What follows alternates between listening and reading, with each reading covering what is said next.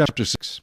Now this is the commandment, and these are the statutes and judgments which the Lord your God has commanded to teach you, that you may observe them in the land which you are crossing over to possess, that you may fear the Lord your God, to keep all his statutes and his commandments which I command you, you and your son and your grandson, all the days of your life, and that your days may be prolonged. Therefore hear, O Israel, and be careful to observe it, that it may be well with you, and that you may multiply greatly as the Lord God of your fathers has promised you, a land flowing with milk and honey. Hear, O Israel, the Lord our God, the Lord is one.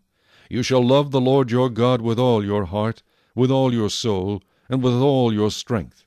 And these words which I command you today shall be in your heart.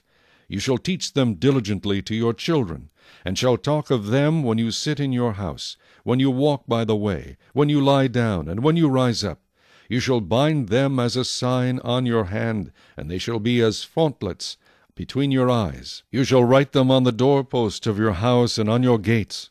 So it shall be, when the Lord your God brings you into the land of which he swore to your fathers, to Abraham, Isaac, and Jacob, to give you large and beautiful cities which you did not build, houses full of all good things which you did not fill, hewn out of wells which you did not dig, vineyards and olive trees which you did not plant. When you have eaten and are full, then beware, lest you forget the Lord who brought you out of the land of Egypt from the house of bondage. You shall fear the Lord your God and serve him, and shall take oaths in his name. You shall not go after other gods, the gods of the peoples who are all around you, for the Lord your God is a jealous God among you, lest the anger of the Lord your God be aroused against you and destroy you from the face of the earth. You shall not tempt the Lord your God as you tempted him in Massa.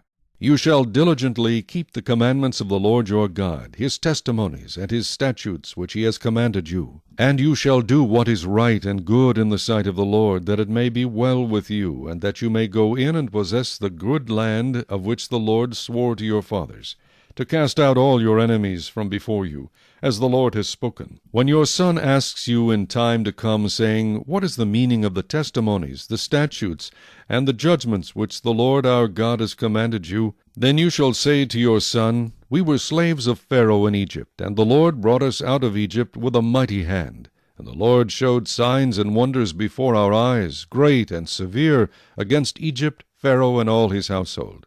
Then he brought us out from there, that he might bring us in to give us the land of which he swore to our fathers. And the Lord commanded us to observe all these statutes, to fear the Lord our God, for our good always, that he might preserve us alive, as it is this day.